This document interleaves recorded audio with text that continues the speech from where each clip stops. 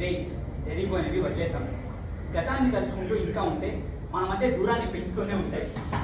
మనందరం కలిసి ఉండాలి, అందరూ కలిసి పండగ చేసుకోవాలని అక్క ఆశపడింది. మన ఇంటి ఆడపిల్లల అక్క బాధపడకూడదు. ఆ దీపాల వెలుగులో మన మధ్య దూరాన్ని కాల్చేద్దాం. మళ్ళీ ఎప్పటిలా కలిసి ఉందాం.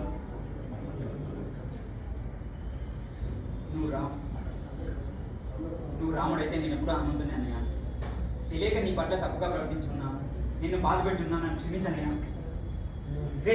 లేరా, నువ్వు హనుమంతుడి కాదురా, లక్ష్మణుడి. హనుమంతుడిలో అన్ని విషయాల్లో నన్ను రాజును చేసి నువ్వు బంటులా బతికావు. అలా కాదు, లక్ష్మణులా కలిసి ఉంటావు. ఎప్పటిలా కలిసి బ్రతుకుదాం. మన మధ్య దూరం ఇంకొద్దు.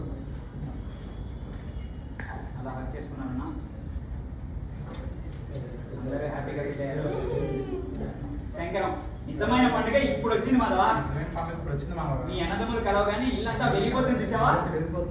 ఆ వెలుగంతా మీ అక్క మొహంలోనే కనిపిస్తుంది నాకు.